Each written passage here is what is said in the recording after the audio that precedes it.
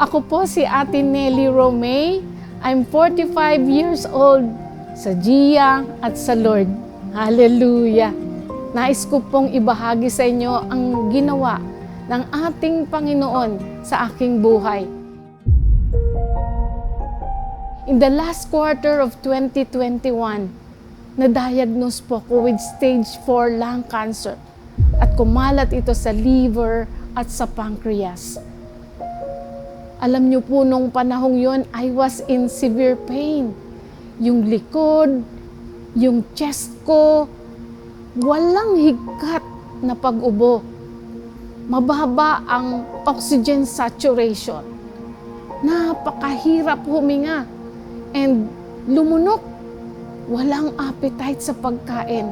At nagkaroon din ako ng anxiety. Ang aming mga doktor, kinausap ang pamilya ko at ang sabi, mahaba na ang 3 buwan na ako'y mabubuhay. And so, the family continued to pray.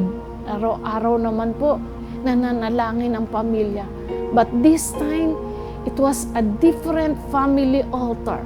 We sought the Lord's will. Kaya, sumagot ang ating Panginoon through Tatay Tony, and you shall serve the Lord your God, and He shall bless thy bread and thy water. And I will take sickness away from the midst of thee. Napakagandang pangako ng Diyos at pinanghawakan namin.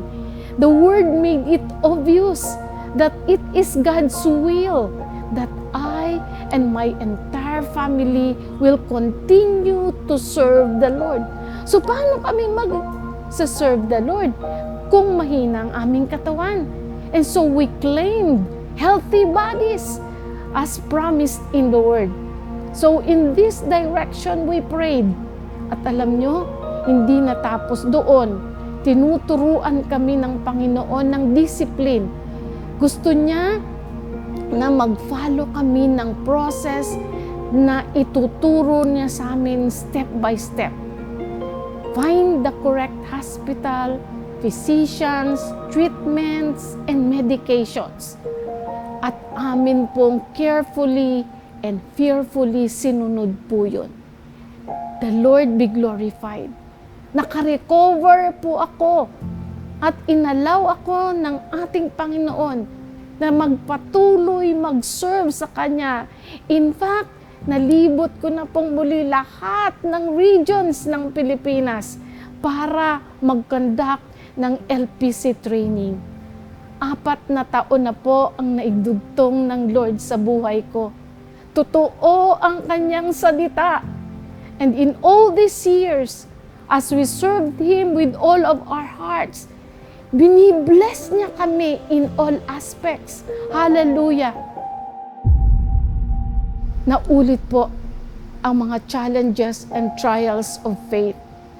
Nitong nakaraang February and March ngayong taong ito, na-experience ko exactly the same symptoms I had in 2021. Yung CT scan revealed that there were more tumors in the lungs, liver, and pancreas. But we sought the elders' prayers and continued to pray and fight as a family. Let us praise our God. And we give Him all the credit. Hallelujah! I am once again full with God's power and ready to serve Him. He is deserving of all praises and thanksgiving. Salamat po, Panginoon, naway patuloy kang maluwalhati sa mga buhay namin, Panginoon. Maraming salamat, Lord. Oh, mga ka-Gians, magkita-kita po tayo sa Jesus is Alive Community.